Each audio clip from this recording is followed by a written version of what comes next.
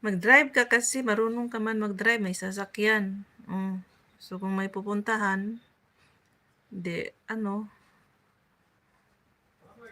gura-gura agad. Kagaya sa ate ko, yung isa kong ate, yung sinusundan ko. May dalawa silang 4 wheels, tapos mayroon din silang isa na motorcycle. Ni isa hindi siya marunong. Hindi siya marunong sa motorcycle, hindi marunong sa car. Sabi ko, sayang naman yan.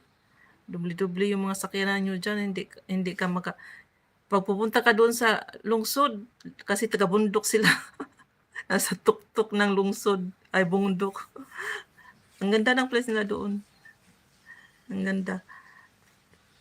Tapos, ayun, maghintay pa siya kung kailan maging free yung mister niya. Tapos, pahatid siya. Punta ng bayan, malingki, o may mga grocery, ganun. Kung hindi kaya, pupunta doon sa nanay-tatay ko.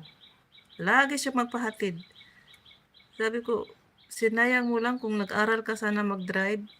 Alin dyan yung gusto mo? Motorcycle o yung car?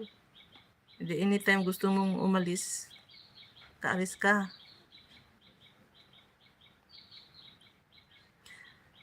Ayaw ko mag-drive, masikip ang mata.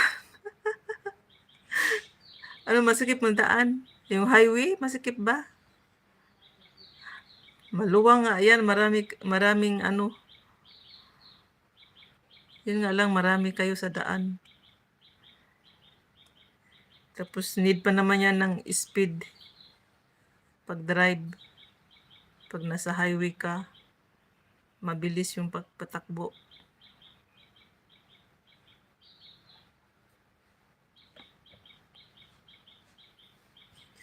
Ako kung may sasakyan lang kami, ay willing ako mag-drive. Kaso lang yung motorcycle, hindi ko pinag-anuhan. Hindi ako marunong. Bicycle, motorcycle, hindi ako marunong. Pero pag 4 wheels, nakatry ako mag-drive. Pero hindi naman expert. Pero at least nakapatakbo ako.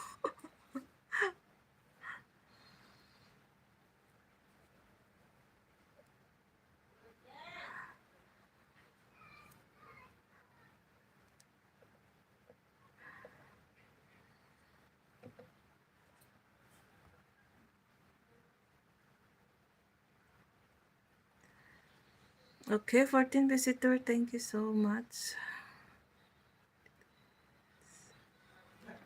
Okay, 20 minutes na lang. At nakadalawang buwan na ako. 2 buwan. Tamang-tama din magbisi-bisihan ako sa kitchen. Start na ako ng preparation.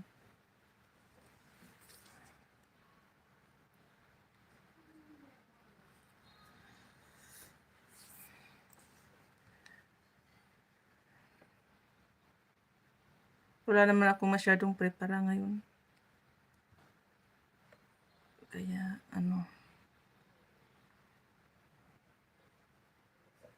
tama na yun. Okay yun. 2 o'clock ako magbigin. 2, 3, 4, 5, 3 hours. May 3 hours ako magprepara.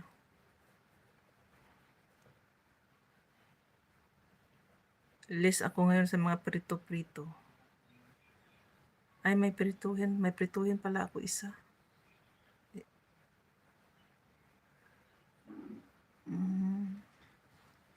Kaya yan, kaya. Mamaya na naman ako gabi magluto ng ulam. Kasi pag isabay-sabay ko yung ulam, tapos yung preparation sa iftar namin, 12:00 pa lang mag-start na ako kusina. Doon ako na papagod, nanghihina. Kaya sabi ko, i-change ko na after na lang pag mag-breaking the fast, tsaka pa ako magluto-luto na naman ng ulam para sa umaga.